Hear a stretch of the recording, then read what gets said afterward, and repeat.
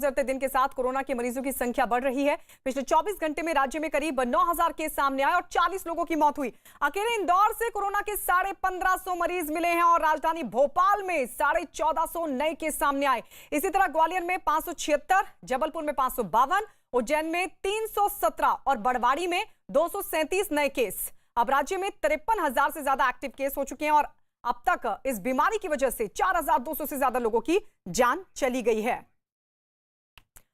मनोज इस वक्त हमारे सहयोगी हमारे साथ जुड़ गए हैं। मनोज, आज क्या स्थिति वहां पर?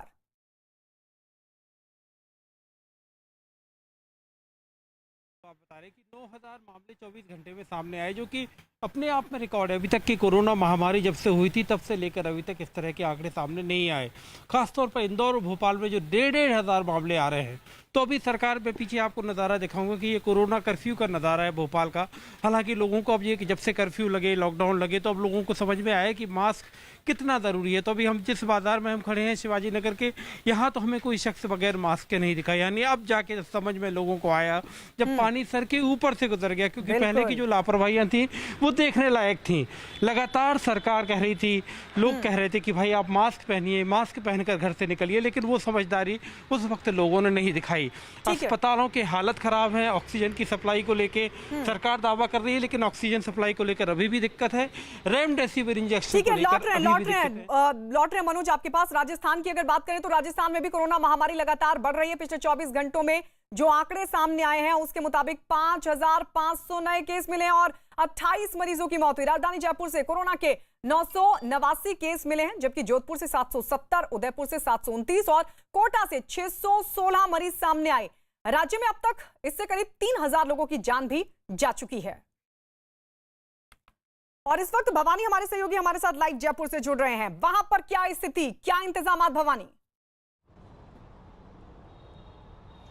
देखिए गायत्री, राजस्थान के अंदर लगातार केसेस बढ़ते जा रहे हैं। सबसे बड़ी बात यह कि 28 मौतें हुई है पिछले 24 घंटे में। जो पिछला पीक था तब भी हाईएस्ट 20 था और अब 28 हो गई है, तो जाहिर तौर पर चिंता की बात है। मुख्यमंत्री अशोक गहलोत ने 1 बजे मीटिंग चलाई है सभी सोशल वर्कर की, पॉलिटिकल वर्कर की और सभी धर्म स्थलों के प्रमुख की, और उसके बाद में कोई सख्ती को लेकर फैसला करेंगे। इस वक्त हम जयपुर के वैक्सीनेशन सेंटर पर हैं और सुबह से लोग यहाँ पर बैठे हुए इंतजार कर रहे हैं वैक्सीन लगवाने को लेकर। वैक्सीन की राजस्थान के अंदर इस वक्त कमी है। जिस सेंटर पर हैं वहाँ पर 100 वैक्सीन लगाई जा रही है। कब से आए माता जी?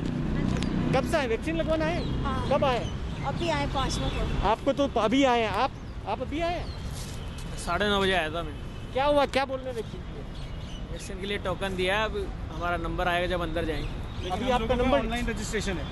हम लोगों का ऑनलाइन रजिस्ट्रेशन है कल का, और आज सुबह 9 से 11 का अपॉइंटमेंट था और अभी तक भीड़ अंदर। अब कोई व्यवस्था ही नहीं पता चल। बोले बाहर जाके बैठ जाओ, जब नंबर आएगा तब नंबर आएगा। आए कितने बजे आप आए? तो अभी 9 से 11 का तो आप देखिए कि लोग बैठे हुए हैं सुबह से यहाँ। कई लोग इंतजार कर रहे हैं, कई तो सुबह 7 बजे आ गए। आप कब आए? ठीक है, आप तो सुबह में देख रहे थे। 8 बजे आते। लौट रहे हैं भवानी, लौट रहे हैं। एक बार फिर से रुक कर लेते हैं अहमदाबाद। जनक लगातार बने हुए हैं। जनक, ये भी कहा जा रहा है कि डीआरडीओ की मदद से 900 बेड का हॉस्पिटल बनाने के पर भी सरकार काम कर रही है। ये कब तक शुरू होगा और इससे कितनी राहत मिलेगी?